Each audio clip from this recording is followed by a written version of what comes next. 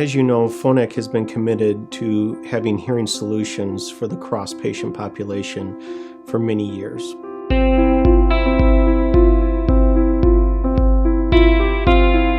The patient that we'll hear from today, Kara Keller, is your typical bicross patient, where she has mild to moderate hearing loss in her better ear and no functional hearing on her poor hearing side. Well, my hearing loss had progressed. I knew it had. I had all my different coping mechanisms. They were intact.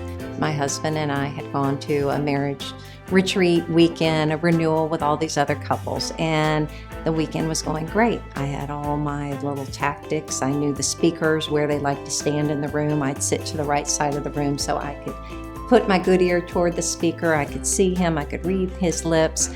Until the last day, we were all in this big room together and the priest is leading it. And he said, now I'd like for all of you to turn and face your spouse and we're going to renew your wedding vows. So I looked at my husband, I'm like, and he knew exactly what he had to do because he had been my codependent on him for a lot of my hearing. So the priest says, Kara, will you take Dwayne to be your lovely wedded husband? He mouths the words back to me. I repeat them back to him. And I'm like, okay, 25 years ago, I heard the priest. I said my vows solo.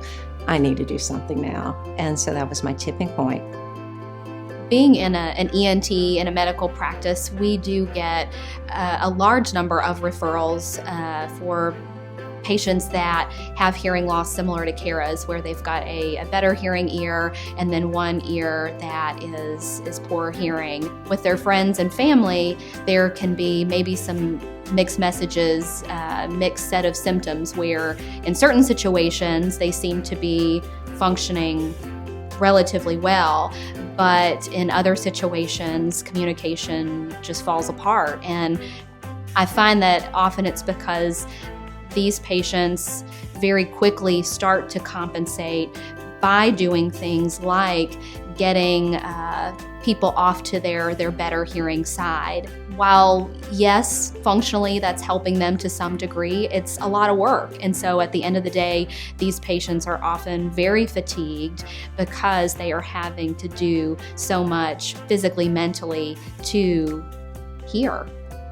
The biggest improvement in my life and what I am glad that I've got is the conversation that it has brought back into my life.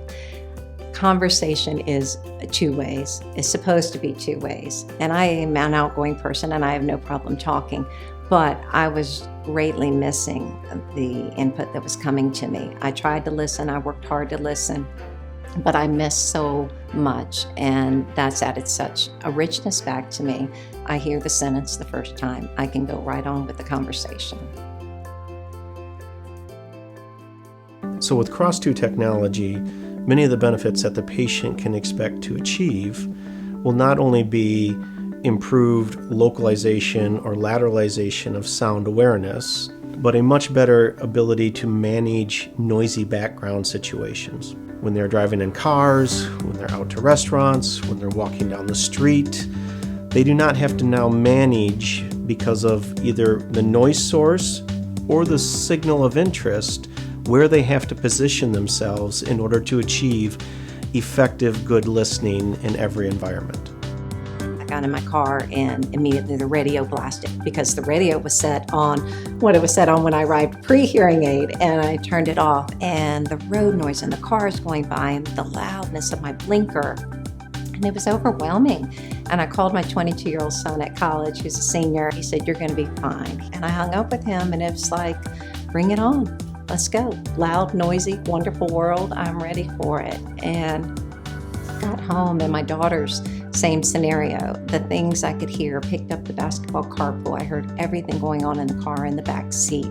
And my daughter, who normally has to relay all those information to me, was looking at me, and I didn't tell her I had the hearing aids. She's just wondering, this is odd. And we got home, and she's like, what's up? And I showed her, I said, I've got the hearing aids in. And the girls just thought it was fabulous. And my 16-year-old daughter immediately sent out a tweet, my mom can hear, and most of her friends probably didn't even realize that I couldn't hear because Miss Keller's just out there and loud and talking, and they didn't know. The closest friends knew. And yes, my daughters now in the morning, if I don't put them in first thing, when I'm down in the kitchen making their breakfast and making their lunches, they'll say, after a couple sentences, they'll go, "You don't have your hearing aids in, go get them."